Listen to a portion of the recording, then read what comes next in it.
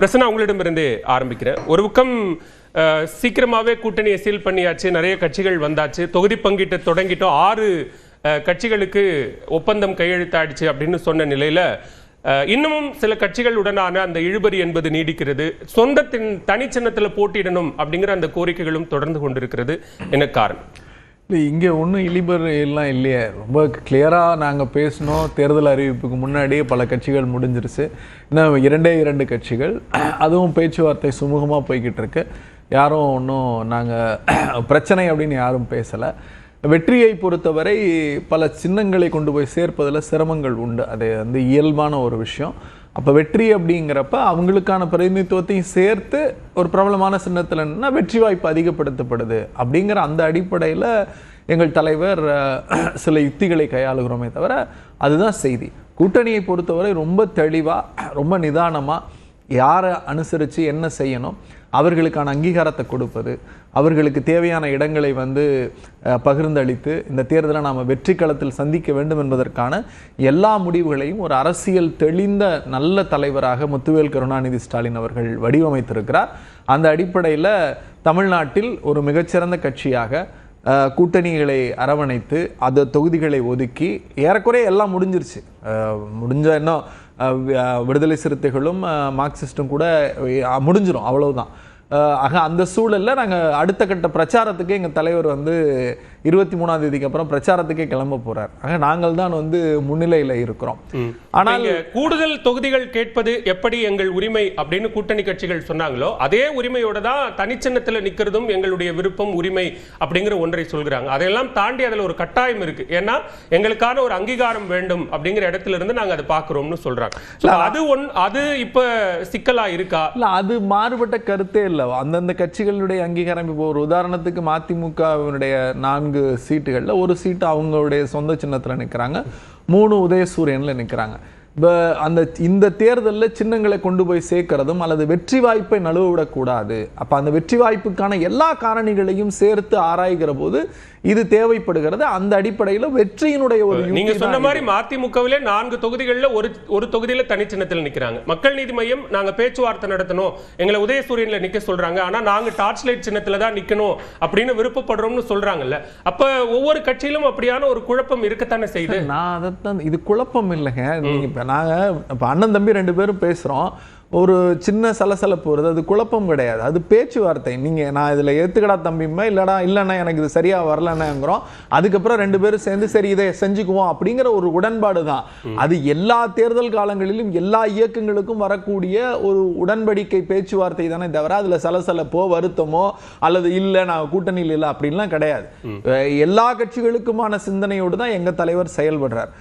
இது ஒரு பக்கம். நாங்க திரும்பவும் சொல்லிட்டோம், இப்ப நீங்க சொல்றது அது வந்து ஒரு குடும்பத்துக்குள்ளான ஒரு சண்டை, ஒரு சகோதர சண்டை அப்படின்னா, இப்ப வேல்முருகன் ஒரு மாற்று கருத்து ஏற்படுது, அவர் விருப்பப்படுற அல்லது அவர் கேட்கிற ஒன்று கிடைக்கல அப்படின்னும் போது அவர் நான் வேற ஒரு முடிவு எடுக்கணும் அப்படிங்கிற ஒரு இடத்தை நோக்கி வராரு இல்லையா? இன்னைக்கு காலையில சொல்லிட்டாரு, நான் திராவிட முன்னேற்ற கழக கூட்டணியில தான் இருக்கேன், நான் எங்கேயும் போல, அதெல்லாம் தவறான செய்தி அப்படின்னு தான் தெளிவா சொல்லியிருக்காரு. இன்னைக்கு காலையில செய்தி அதான் செய்தி. நான் திரும்பவும் சொல்றேன், நீங்க ஒவ்வொருத்தரா தனித்தனியா கூப்பிட்டு கேட்டாலுமே நீங்க தனிநபர் இவர் இப்படி பேசினாரே அவர் அப்படி, தேர்தல் காலங்களில் ஒவ்வொரு அரசியல் இயக்கங்களுக்கும் ஒரு அவா உண்டு, சரி, ஒரு ஆசை உண்டு, ஒரு சிந்தனை உண்டு. அவங்க எல்லாம் வேறுபட்ட சிந்தனையில் இருந்தாங்கன்னா எதுக்கு திமுக, எதுக்கு அதிமுக, எதுக்கு மற்ற கட்சிகள்னு கேட்கலாம். இங்க அப்படி கிடையாது. எல்லா கட்சிகளுக்கும் ஒரு எண்ண ஓட்டம் இருக்கும். ஆனால் எண்ண ஓட்டம் என்பது நாம் சார்ந்திருக்கிற அணியினுடைய வெற்றியை பாதிக்கப்படக்கூடாது, பாதித்து விடக்கூடாது. அந்த வெற்றியை வடிவமைக்கிற போது அந்த வெற்றிக்கான தேவை என்ன அப்படிங்கறத ஒரு தலைவர் லீட் எடுத்து செயல்படுகிற போது ஏனையவர்களும் ஒருங்கிணைந்து, இது இன்னைக்கு இல்லை சார், 2014 இருந்து 2026 வரைக்கும் ஒரு கூட்டணி தொடர்ச்சியா பயணிக்குது.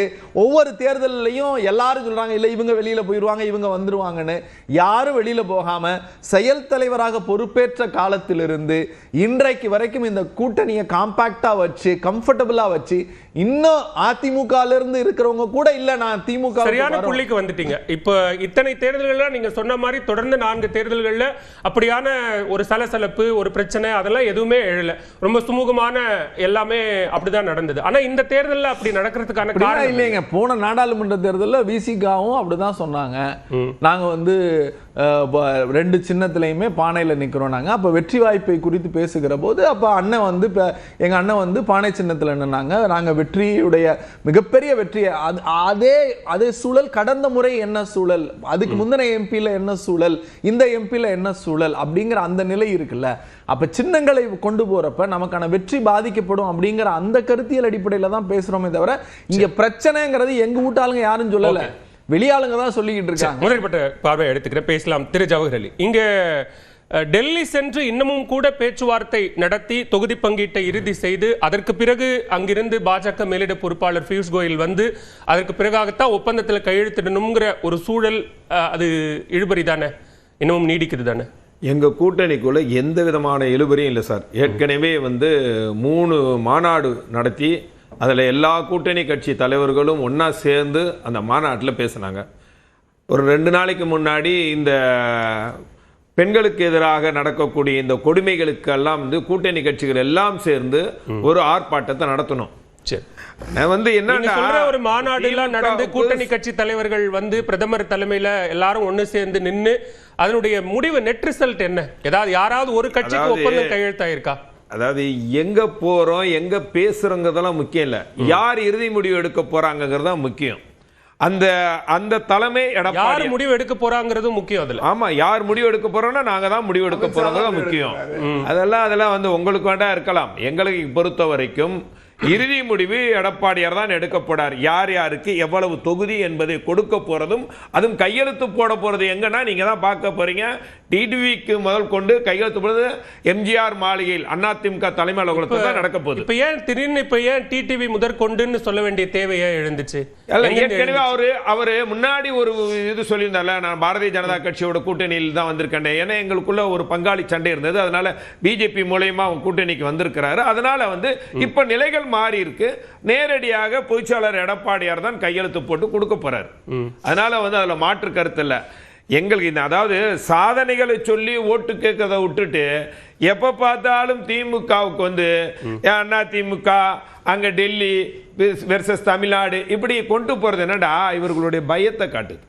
இவர்களுக்கு ஒரு பயம், இந்த தேர்தலை பார்த்து பயத்தினாலதான் இருக்கக்கூடிய கட்சிகள் எல்லாம் கூட்டணியில விரிசல் ஏற்பட்டுருச்சு, புகைச்சல் ஏற்பட்டு இருக்கு, காங்கிரஸ் வெளியில வந்துருவாங்க அப்படின்னு சொல்லிட்டு அதிமுக சொல்லுச்சு இல்லையா? அந்த நிலைமை போச்சா இல்லையா? போச்சா இல்லையா?